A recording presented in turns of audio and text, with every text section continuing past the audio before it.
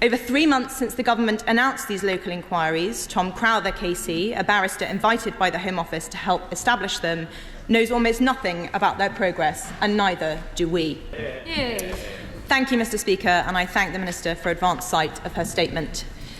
In January, the Home Secretary said the government would conduct 5 local inquiries into the gangs which have terrorised so many innocent children. What's really happening when politicians refuse to investigate child sexual abuse? Conservative MP Katie Lamb just exposed Labour's shameful inaction on rape gangs in Parliament, demanding answers about why multiple inquiries have stalled and funds remain unallocated. These aren't just abstract political games. We're talking about 13-year-old girls silenced with red balls in their mouths while being beaten with baseball bats. Officials who knew and did nothing. Police who arrested fathers trying to rescue their daughters. This is the cover-up that's been allowed to continue, and Lamb is one of the few willing to speak the uncomfortable truth. So why have ministers refused to establish a dedicated unit in the National Crime Agency to investigate councillors and officials accused of collusion and corruption? The ringleader of the Rochdale gang, Shabir Ahmed, was employed as a welfare rights officer by Oldham Council. And yet not one person, not one, has been convicted for covering up these institutionalised rapes. Before we move on, I'd like to ask you a small favour. If you appreciate this content, please take a second to like this video and subscribe to the channel. Over 98% of you watch the videos without subscribing. It costs you nothing, but it makes a huge difference to us. So, did you click the subscribe button?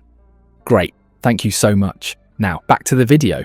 Imagine sitting in the House of Commons as Conservative MP Katie Lamb rises to speak. The chamber falls silent as she describes a 13-year-old girl with a red ball forced into her mouth, beaten with a baseball bat by her abusers. This isn't political theatre, it's the horrific reality that thousands of young girls across Britain have endured while authorities looked the other way. What we're witnessing is nothing short of a catastrophic failure of the British state. For decades, vulnerable children have been systematically abused in towns from Rotherham to Telford, Bradford to Rochdale. The scale is staggering, with estimates suggesting well over 10,000 victims nationwide. Yet despite mounting evidence and damning local reports... And what does the government intend to do about local leaders who say there is no need for an independent inquiry, like in Bradford or in Wales? The girls we are talking about, Mr. Speaker, are predominantly white. Why is the framework for local inquiries now being led by ministers rather than by independent voices such as Tom Crowther? Why is the £5 million set aside for inquiries no longer being allocated, but instead delivered on an opt-in basis? The Labour government continues to resist calls for a comprehensive national inquiry. Lamb's parliamentary address cut through the political noise with the disturbing case of Anna from Bradford. This young girl wasn't just repeatedly abused, she was ultimately permitted to marry her abuser in a ceremony attended by her own social worker. Let that sink in. A government employee tasked with protecting this child instead witnessed her being handed over to her rapist in a mockery of marriage. Where are the arrests? Where are the prosecutions of those who enabled such atrocities? We cannot ignore the uncomfortable patterns in these cases. The victims were predominantly white working-class girls, while perpetrators were overwhelmingly Muslim men of Pakistani heritage. The men who preyed on them were predominantly Muslim, generally either from Pakistan or of Pakistani heritage. One of the victims from Dewsbury was told by her, I quote, "We're here to the white girls and the government." And what does the government intend to do about local leaders who say there is no need for an independent inquiry, like in Bradford or in Wales? The girls we are talking about, Mr. Speaker, are predominantly white. This demographic reality isn't racist to acknowledge. It's essential to understanding how cultural sensitivities and fear of being labelled prejudiced contributed to institutional paralysis. Lamb's questioning exposed how the current framework for local inquiries remains firmly under ministerial control, rather than led by truly independent voices. The millions in allocated funding sits unused while victims continue waiting for justice. Most troubling is how local leaders in places like Bradford and Wales have actively fought against independent investigations, yet face absolutely no consequences from the government for their obstruction.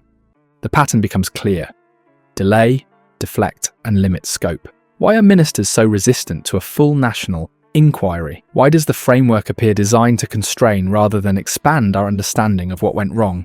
The uncomfortable conclusion is that powerful people fear exposure, not just of past failures, but of active collusion and cover-up. Behind the ministerial resistance lies a web of institutional protection that defies belief. The government's fear of exposure becomes clearer when examining who's being shielded from scrutiny. Despite mountains of evidence pointing to catastrophic failures, not a single official has been convicted for participating in what amounts to an institutional cover-up of systematic abuse. This isn't merely bureaucratic incompetence, it's active collusion that demands accountability. Consider the case of Shabir Ahmed, the Rochdale gang ringleader. While orchestrating the sexual exploitation of vulnerable children, Ahmed simultaneously held a position of trust as a welfare rights officer for Oldham Council. Let that sink in. A predator was employed in a role that gave him direct access to vulnerable families while committing his crimes. This wasn't just a failure of vetting, it represents a fundamental breakdown of safeguarding systems that raises disturbing questions about institutional blindness or, worse, deliberate negligence. The betrayal by authorities extends far beyond administrative failures. In one particularly shocking incident, highlighted by Lamb, a desperate father was arrested twice in a single night, while attempting to rescue his daughter from her abusers. South Yorkshire police detained the parent while simultaneously leaving his daughter with the very men who were assaulting her. When Judge Marson later noted that perpetrators were seen with your victim on at least 3 occasions by the police, and yet continued their abuse undeterred, we're confronted with a system that appears to have protected predators rather than children. The current government's refusal to establish a dedicated National Crime Agency unit to investigate councillors and officials implicated in this scandal speaks volumes. This isn't an oversight, it's a decision that looks increasingly like deliberate obstruction. Without such a specialised unit, those who facilitated abuse through inaction or active concealment continue to enjoy effective immunity from justice. Meanwhile, the victims, now adults in their 30s and 40s, wait for a reckoning that seems perpetually delayed. Local inquiries move at a glacial pace, often appearing designed to limit investigations rather than expand them. The framework established by ministers, rather than independent experts, inevitably narrows the scope of what can be examined and who can be held accountable. Lamb's parliamentary challenge exposes the uncomfortable reality that many officials who enabled these horrors through silence, incompetence, or active participation remain in positions of power and influence. The entire apparatus of investigation seems carefully constructed to protect institutions rather than serve victims. What we've witnessed through Katie Lamb's courageous stand in Parliament isn't just political posturing, it's a desperate cry for justice that has been denied for far too long. Her calls for a comprehensive national inquiry highlight what's truly at stake, understanding not just what happened, but why these horrors were permitted to continue. As Judge Peter Rook's harrowing descriptions bring us to tears, we're reminded of the human cost behind these institutional failures.